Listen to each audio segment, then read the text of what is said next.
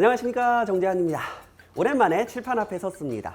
오늘은 10년에 한 번씩 돌아오는 대이벤트 인코텀즈 2020에 대해 설명을 드리고자 합니다. 2019년 9월 10일 전 세계적으로 동시에 인코텀즈 2020이 이제 발표가 되었고 2020년 1월 1일부터 발효가 됩니다. 인코텀즈는요, 사실 그 무역을 하는 사람 입장에서는 절대로 놓칠 수 없고 절대로 모를 수가 없습니다. 그게 인코텀즈였어? 하는 경우는 있지만요, 그게 인코텀즈인지 인지하지 못하고 우리들은 무역을 한다라고 하면 반드시 사용하고 있기 때문입니다. 전 세계의 거의 99.9%, 100%에 가까운 점유율을 가지고 있는 인코텀즈가 10년에 한 번씩 개정이 되는데 2020 버전에서는 어떻게 개정이 되었는지 오늘은 일단 간략하게 알아보도록 하겠습니다. 이 영상을 보기에 앞서 기본적으로 인코텀즈 2020을 이해하기 위해서는 뭐예요? 인코텀즈 2010이 어떻게 구성되어 있는지를 먼저 아셔야 됩니다. 물론 인코텀즈 2020이 이제 2020년부터 발효된다라고는 하지만 실질적으로 실무하는 사람들은요, 뭐 짧으면 한 1년, 길면 한 3년 정도까지는 여전히 2010 버전을 계속 사용하거든요. 자, 그렇기 때문에 2010은 어떤 내용인지 반드시 먼저 이해하고요. 자, 지난 영상 꼭 참고하셔야 됩니다. 그리고 2020에서 얼마나 변경되었는지를 이해하시면 될 것 같습니다. 80년, 90년, 2000, 2010년 계속 10년 단위로 개정이 되고 있는 것을 확인할 수 있습니다. 그리고 2020이 드디어 나왔죠. 그래도 다행인 것이 있습니다. 이렇게 10년에 한 번씩, 80년부터는 이제 10년에 한 번씩 개정되고 있죠. 10년에 한 번씩 개정될 때마다 완전히 인코텀즈를 갈아엎었거든요. 자, 그러다 보니까 뭐예요? 지난 버전을 알고 있던 사람들은 처음부터 공부를 새로 했어야 됐습니다. 2000년에서 2010년 개정될 때도요, 너무나 많이 바뀌어가지고 사람들이 굉장히 힘들어했습니다. 하지만 다행인 것이 있습니다. 2010이 어느 정도 완전체? 어느 정도 완성된 느낌이 있었기 때문에 2020에서는 뭐예요? 2010의 일부만을 아주 약간 수정하였기 때문에 내가 2010을 잘 알고 있다라고 하면은 뭐예요? 2020은 정말 쉽게 파악할 수가 있을 것입니다. 자, 보세요. 인코텀즈 2010입니다. 이렇게 11개의 정형거래 조건으로 구성되어 있었습니다. 뭐 E 규칙, F 규칙, C 규칙, D 규칙. 자, 이 중에서 여러분이 눈여겨봐야 될 거는 DAT입니다. DAT가 뭐예요? 터미널에서, 즉 목적지 터미널에서 인도를 하라. 자, 그러면서 매도인에게 유일하게 어떤 의무가 추가되어 있죠? 양하 의무입니다. 양하라고 말하기도 하고요. 사람에 따라서는 양육이라고 말하기도 합니다. 한마디로 뭐예요? 목적지에 도착해서 뭐예요? 도착 운송 수단으로부터 뭐 비행기로 도착했으면 비행기가 도착 운송 수단이 될 것이고요. 배로 도착했으면 배가, 즉 선박이 도착 운송 수단이 될 것이고요. 육상 운송 수단으로 도착했다라고 하면 대부분 추레라가 이제 도착 운송 수단이 될 것입니다. 도착 운송 수단에서 내려놓은 상태로 인도를 하라라고 하여서 인코텀즈 규칙 중 유일하게 매도인한테 양하 의무를 부여하고 있습니다. 그것이 DAT고요. 이 DAT가 인코텀즈 2010의 신설 규칙이었습니다. 자, 그런데 뭐가 문제였을까요? 아무도 안 써. 아무도 안 쓰니까 문제야. 아무리 그 ICC가 이제 그 고심하고 이제 실무를 잘 반영하여 이렇게 개정을 해서 야, 이것들은 실무하는 사람한테 꼭 필요하겠구나라고 생각을 해서 만들어 놨지만 뭐예요? 아무도 안 쓰는 거야. 쓸 이유가 없는 거죠. 자, 그 이유를 좀 알아보도록 하겠습니다. 일단 당사자 입장에서는 뭐예요? 목적지에서 내려놓은 채, 즉 양하가 완료된 상태로 인도되는 규칙은 굉장히 중요합니다. 그럼에도 불구하고 DAT를 왜 안 썼을까요? 이것 때문에 그래요. 터미널이요. 반드시 목적지 터미널에서만 내려놓은 채 인도를 할 수가 있는 겁니다. 터미널이라고 하면 뭐야? 공항, 항구, 아니면 육상 터미널, 뭐 버스 터미널 이런 것들을 다 말하겠죠. 자, 중요한 것은 무엇이냐? 실질적으로 우리가 무역을 하다 보면은요, 터미널에서 운송이 종료되는 경우는 실질적으로 많지 않습니다. 터미널에서 어디까지 가는 거예요? 사실 매수인이 지정한 그 창고까지 사실 운송을 좀 해야 되거든요. 하지만 DAT는 뭐예요? 절대로 그 운송 수단이 도착했던 터미널을 벗어날 수 없게 한 겁니다. 예를 들어 항구에 도착했죠. 즉 구두에 도착했습니다. 조금만 더 밖으로 이동을 해서 뭐 1km, 2km 정도만 이동해서 창고까지 가고 싶다. 아니면 비행기를 타고 공항으로 도착했습니다. 공항을 벗어나서 조금만 더 저 창고까지 이동하고 싶다. 그럴 땐 DAT를 사용할 수가 없는 겁니다. 그러다 보니까 환장하는 거죠. 인코텀즈 중에 유일하게 양하 위무가 있는 것은 굉장히 좋단 말이에요. 그냥 ICC가 정말 이거는 사람들이 다 좋아하겠지? 실무하는 사람들 환장하겠지? 이런 느낌으로 만들어 놓은 거는 좋은데 뭐예요? 터미널을 벗어날 수 없게 만들어 놨으니 터미널에서 내려놓은 채 인도한다? 그럼 그 터미널에서 어쩌라고요? 그럼 매수인복 이제 가지러 가라고요? 안 되잖아요. 자, 그래서 실질적으로 DAT는 망했습니다. 아무도 안 썼어요. 자, 그래서 2010에서 열정과 패기를 가지고 ICC가 만들어낸 규칙임에도 불구하고 망했어.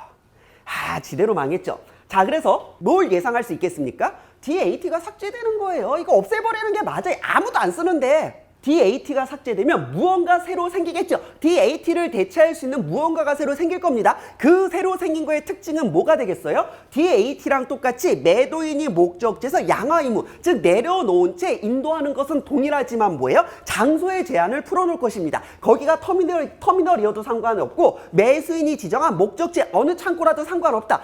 목적지의 어떠한 지점에서라도 일단 도착을 해서 내려놓은 채, 즉 양하를 완료한 채 인도가 이루어지는 규칙이 필요하지 않겠느냐. 자, 그래서 터미널이라는 제한을 없애버리면 되는 겁니다. 깔끔하죠? 그래서 나왔습니다. DPU. 여기까지만 보면 뭐예요? DAP잖아요. DAP는 뭡니까? 목적지 지정 장소에서 인도를 하는 겁니다. 하지만 매도인이 뭐예요? 운송수단에서 내려줄 의무는 없다라고 했죠. 자, 이게 DAP예요. 그럼 DPU는 뭡니까? 딜리버드 앳 플레이스인데 뭐예요? 언로디드. 로드가 뭐예요? 올려놓다, 적재하다라는 거죠. 언로디드가 뭐예요? 올려놓은 걸 내려놓다지 양하라라는 의미죠. 자, 그래서 DAP에서 뭐예요? 언로디드를 추가한 DPU가 탄생을 하게 됩니다. 자, DPU는 깔끔합니다. DAP랑 원칙적으로는 동일해요. 목적지 어떤 장소, 그것이 터미널이어도 상관이 없고요. 매수인의 공장이어도 상관이 없고 매수인이 지정한 특정 창고나 장소여도 상관없습니다. 그것이 목적지 어디라도 거기까지 가서 그 운송수단에 내려놓을 준비만 한 채, 즉 DAP는 도착 운송수단에서 내려줄 필요는, 즉 양하를 해줄 필요는 없다라고 했습니다. 양하를 해줄 필요는 없다, 즉 양하 준비를 한 채 인도하는 규칙이었고요. DPU는 뭐예요? DAP랑 똑같지만 뭐예요? 목적지에서 매도인이 추가적으로 양하 의무까지 한다. 즉 목적지 지정된 모든 장소에서 뭐예요? 매도인이 내려놓은 채 인도하는 조건, 규칙, 이것을 DPU라고 합니다. 자, 그래서 DAT가 가지고 있는 한계를 완전히 극복한 겁니다. 위치가 좀 바뀌었어요. 인코텀즈 2010에서는요. 앞에 한번 보셨죠? 원래 DAT가 있고요. 즉 터미널에서 내려놓은 채 인도하는 DAT가 있고요. 터미널을 벗어나서 어딘가를 이동할 거면 DAP가 됐어야 되죠. 그래서 DAT 다음에 DAP가 있었는데 이제 순서가 어떻게 바뀐 거예요? 삭제되고 DAP, 하지만 DAP에서 양하 의무까지 매도인이 추가적으로 수행한다라고 하면 DPU가 됩니다. 그 다음에 DDP는 당연한 얘기지만 매도인의 최대 의무라고 하여서 매도인이 수출 통관뿐만이 아니라 수입 통관까지 수행하면 됩니다. 어렵지 않죠? 그러니까 결국 이게 다예요. DAT가 DPU가 되었구나. 이게 끝입니다. 물론 여기서 여러분들은 하나만 더 추가적으로 보시면 됩니다. 자, 보험에 대한 얘기는 다음에 기회가 되면 더 상세하게 해드릴 텐데요. 제가 이 말씀은 드렸습니다. 인코텀즈 2010의 11개의 규칙 중 유일하게 매도인한테 보험 의무가 강제되는 건 뭐예요? CIP와 CIF밖에 없었습니다. 자, 그래서 CIP와 CIF는 뭐예요? 매도인이 매수인을 위해 보험 가입을 한다. 자, 그러다 보니까 이제 매수인의 입장, 항상 매수인의 입장은 뭐예요? 야, 매도인 니들이 나를 위해 보험을 가입해줘야 된다라고 하면 아주 비싼 보험을 해주는 게 낫지 않겠느냐? 우리는 이것을 최대 담보라고 합니다. 보험이 담보하는 걸 최대치로 끌어올려달라는 거죠. 하지만 매도인의 입장은 뭐예요? 야, 이게 내 보험도 아니고 내가 너를 위해 추가적으로 해주는데 뭘 최대 담보냐? 그냥 책임보험 정도면 되지 않겠느냐? 우린 이것을 뭐라고 하죠? 최소 담보라고 합니다. 최소 담보라고 하면 ICC에 C가 있을 거고요. 최대 담보라고 하면은 ICC에 A가 있을 겁니다. 자, 그럼 잘 보세요.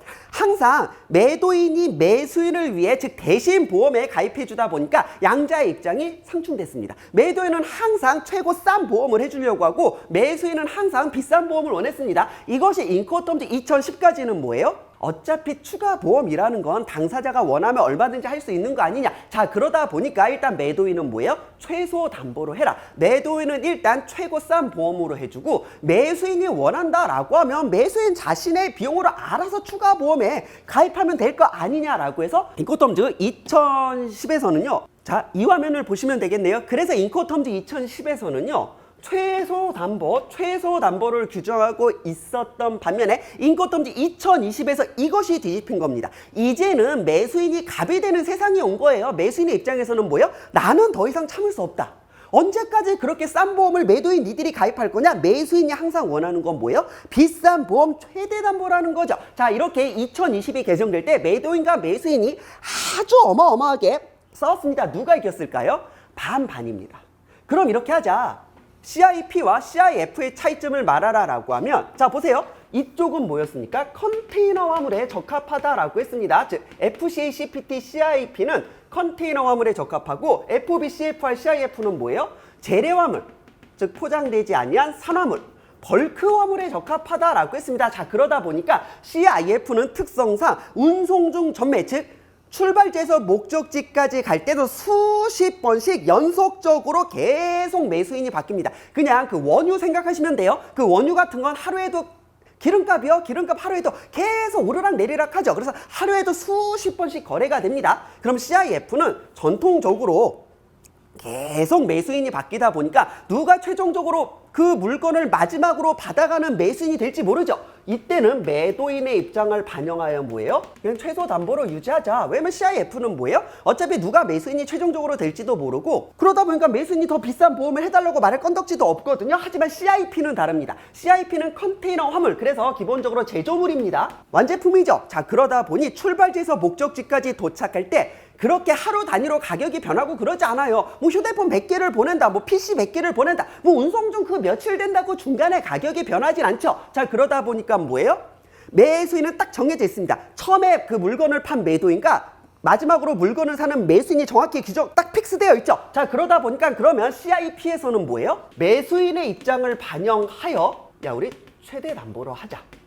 왜 CIP에서까지 최소 담보를 해야 되냐? 최대 담보가 맞다. 이렇게 바뀐 겁니다. 자, 다시 한번 말씀드립니다. 인코텀즈 2010에서는 CIP와 CIF 모두 매도인의 입장을 반영하여 최소 담보를 규정하고 있었던 반면 인코텀즈 2020에서는 뭐예요? CIF는 여전히 최소 담보 가장 싼 보험만 가입하면 되지만 CIP에 대해서는 뭐예요? 최대 담보를 가입하도록 규정하고 있습니다. 오늘은요 사실 이게 9월 10일에 전 세계적으로 이제 그 발표가 되고 제가 그걸 바로 당일에 입수해서 이제 추석 연휴 내내 이제 분석을 해서 이제 말씀을 드리는 것이기 때문에 어느 정도 약식으로 좀 진행이 됐습니다. 자 그래서 일단 인코텀즈 2020이 나왔는데 어떤 느낌이에요? 쫄지 말자.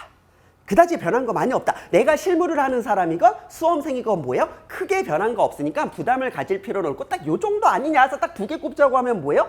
DAT 삭제되고 DPO 신설되고 그리고 뭐 보험 조건 좀 바뀐 거 이게 다 아니냐? 정말 별거 없습니다. 자 그래서 오늘은 왜냐면 저한테 굉장히 많은 문의가 오거든요. 실무를 하고 강의를 하다 보면 뭐예요? 인코텀즈 2020 어떻게 되나요? 얼마나 바뀌나요? 너무 부담됩니다 라고 하는데 그 부담을 없애드리기 위해 이 영상을 찍은 것이고요. 자 그럼 다음 시간에는 인코텀즈 20이 얼마나 어떻게 바뀌었는지 더 상세한 부분 있죠. 그런 부분들을 조금 더 알아보도록 하겠습니다. 오늘은 여기까지 하고요. 저는 다음 시간에 다시 뵙겠습니다.